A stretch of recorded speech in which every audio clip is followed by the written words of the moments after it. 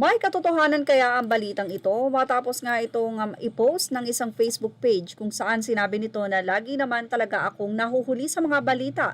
Silang dalawa na? Uy, Ate Maria, so saya. But anyway, I am happy for you both. Sa kanyang naging update, makikita nyo naman na may question ito. Pero saan nga ba ang nanggaling? O saan nanggaling ang balita na sina Albert Martinez na nga ba at Maricel Soriano? Ilang mga netizen tuloy ang nag-react. Ayon sa kanila, ang collab team before nitong si Maricel Soriano ay si William Martinez, ang kapatid ni Albert. Pero hindi nila ina-expect na pagdating pala ng panahon ay si Maricel at si Albert ang ending.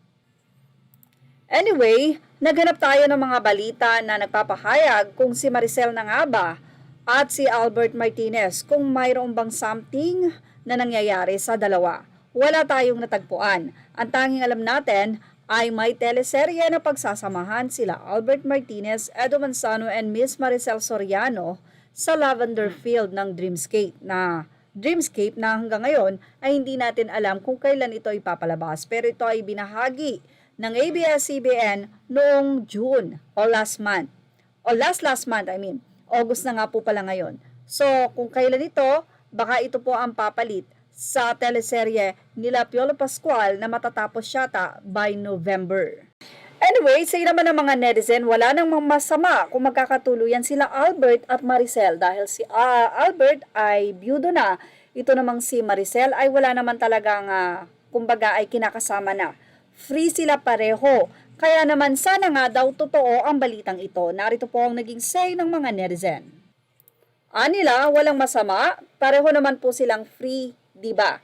Idols, bagay kayo talaga. Pareho pang smiling face. Go, go, go. I pray them both until the end talagang sila na. Nawa po, forever na sila.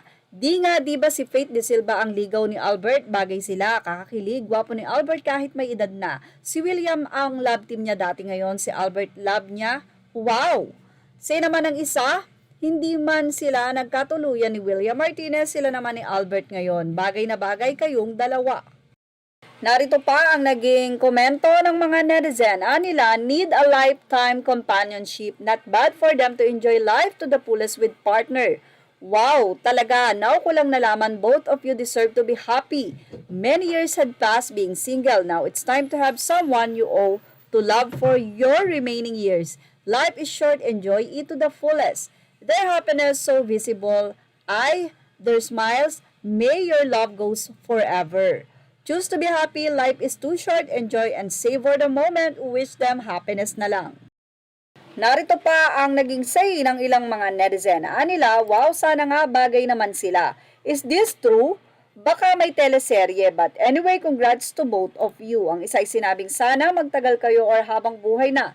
Medyo mataray kasi si Maricel pero sobrang linis daw ni Maricel sa katawan. Mabango, hehehe, idol ko yan kahit taray.